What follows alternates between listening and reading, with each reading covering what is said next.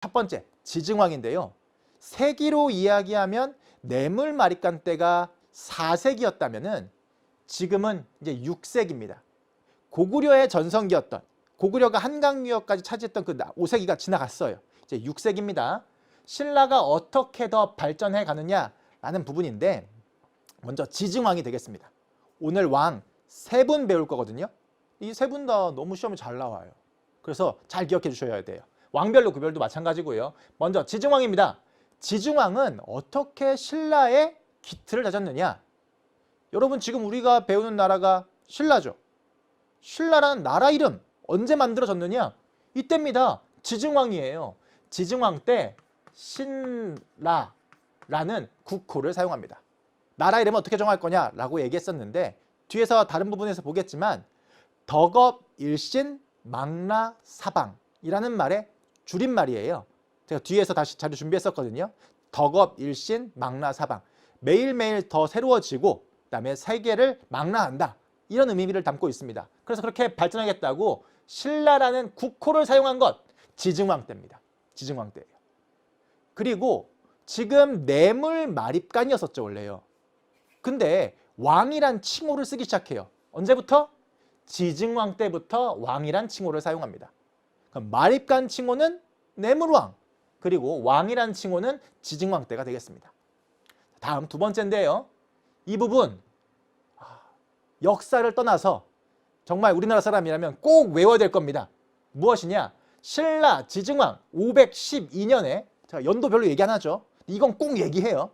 512년에 신라 장군 이사부가 어디를 정복했느냐? 우산국을 정복했습니다. 우산국을 정복했어요. 우산국이 어디냐? 울릉도예요. 울릉도. 울릉도 정복한 게 왜요? 즉 얘기를 들려드리면, 당시 우산국에는 사람들이 살고 있었는데 상당히 좀 거세고 무력이 강했다 그래요. 그런데 신라 장군 이사부가 약간 책략을 썼습니다. 배에다가 나무로 만든 사자를 가득 실은 다음에 근처 가서 위협하는 거죠. 너네가 항복하지 않으면 이 맹수를 풀어서 너희들을 공격하게 할 거다 라고 이렇게 위협을 했거든요. 그래서 우산국 사람들이 항복을 하게 됩니다. 우산국이 신라 영토가 되는 거예요. 그런데 그 우산국, 울릉도에서 뭐가 보이나요? 뭐가 보여요? 울릉도에서 뭐가 보여? 독도가 보이잖아요. 독도. 독도요. 그때 독도를 우리 영토로 이제 확보한 것이죠. 울릉도를 장악하면서, 우산국을 정복하면서 이때부터 우리가 얘기하는 겁니다. 그래서 독도는 우리 땅 노래 부를 때도 이 신라 장군 이사부 얘기가 나오는 거거든요. 다른 건 몰라도 독도는 기억해야 되지 않겠습니까? 독도예요, 독도. 그렇죠? 그래서 신라 지증왕 이사부 장군이 우산국을 정복하였다는 사실 꼭 기억해 주시기 바랍니다. 이거는 제가 학교 수업에서도 학생들에게 이야기해요. 다른 건 모르지만 이건 꼭 기억하자. 다음 보겠습니다. 세 번째인데요. 소를 경작에 이용한다. 어려운 말로 하면 소우자예요. 그래서 우경이라고 하는 겁니다. 근데 우경은 분명 그 전부터 시작됐을 것 같긴 해요. 그런데 역사적으로 기록되어 있는 거는 지증왕 때 우경을 널리 보급하도록 하였다. 이렇게 되어 있습니다. 자, 지증왕 업적 정리해보면 신라 국호 사용, 왕칭호 사용, 우산국 정복, 우경까지 되겠습니다. 아시겠죠? 다음 보도록 하겠습니다. 신라 지증왕 봤고요. 두 번째 왕인데요. 버풍왕입니다. 버풍왕. 자, 버풍왕. 지금부터는 종교랑 관련이 돼요. 무엇이냐? 불교랑 좀 관련이 되거든요. 이름부터도 진능왕, 버풍왕, 지증왕 좀 느낌이 다르죠. 흥이라는 글자, 이 법이라는 글자가요. 불교와 관련됩니다. 불교식 왕명이 쓰이게 돼요. 세부적인 업적들을 보도록 하겠습니다. 첫 번째는 율령을 반포합니다. 기억나세요? 중앙집권 국가로 발전하는 과정 중에서 중요했던 사실, 바로 율령 반포였었죠. 그 율령을 반포했었습니다. 그리고 중앙기구에서 병부를 설치하고 귀족의 대표로 상대등이라는 관직을 설치하기도 합니다. 그 귀족들 사이에 최고 관직이라고 보시면 됩니다. 대등이라는 관직이 있는데 그걸 대표하는 상대등이라고 보시면 될 것 같고요. 세 번째, 네 번째가 시험 문제 내기 너무 좋습니다. 중요한 부분인데요. 자, 이차돈의 순교라고 되어 있습니다. 이 이차돈이라는 사람 무엇과 관련되냐면요. 당시 버풍왕이요. 법으로 만들어서 사람들을 다스리긴 하지만 정신적인 사상의 통일도 원하거든요. 그 정신적인 사상의 통일을 원할 때 중앙집권과 할 때 뭘 수용했었죠? 지난 시간 복습 한번 생각해 보시면 소수리망이 무엇을 수용했었고 백제 침류왕이 뭘 수용했었습니다. 율령이라고 하는 거는요. 지금 댓글에 물어보시는데 법이라고 보시면 돼요. 법. 행정법, 형법 합친 것인데 법이라고 생각하시면 됩니다.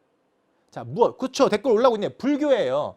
바로 그래서 이 불교라는 걸 받아들이고 싶은데요. 신라의 귀족들이 이 불교를 받아들이는 걸 싫어해요. 거부하고 있습니다. 그럼 어떻게 신라가 이렇게 불교를 좀 받아들이게 되었었느냐? 이 이차돈이라는 인물과 관련됩니다. 여러 설들이 있는데 한 가지 설을 알려드리면 법흥왕이 너무 불교를 받아들이고 싶은 거죠. 그래서 이차돈과 몰래 비밀리에 계략을 얘기했습니다. 그래서 왕의 비밀 명령에 따라서 이차돈이 절을 세우는 거예요. 사찰을 세우는 겁니다. 그럼 귀족들이 얘기하겠죠.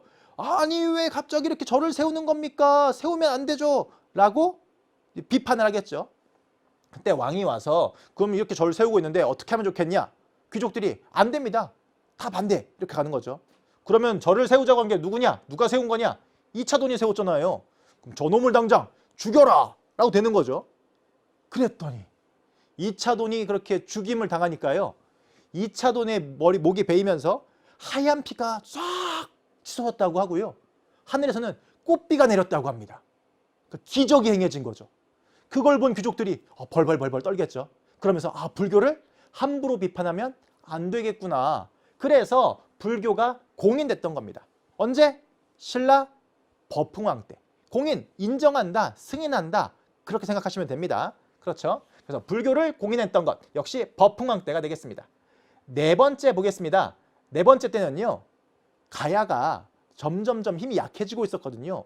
그 중에서 전기가야 연맹을 잇고 있었던 나라 금관가야가 이때 신라에 항복을 합니다. 그래서 법흥왕 때 병합을 하게 됩니다. 금관가야 병합. 여기까지가 법흥왕의 업적입니다. 건원이라는 연호를 사용했다는 것도 있는데 이 파트는 조금 어려운 내용이에요. 문제를 좀 쉽게 낸다라고 얘기하면 3번, 4번 선지가 나올 거고요. 5번 건원이라는 연호는 좀 더 어려운 문제에서 등장한 선지입니다. 기본적으로는 위에 있는 자료를 꼭 좀 기억해 주시면 좋겠습니다. 자, 그러면 법흥왕의 업적, 율령반포, 병부 설치, 상대등 설치, 불교공인, 금관가야 병합, 건원이란 연호 사용이 있었습니다. 자, 이제 가장 중요한 마지막 왕 보겠습니다.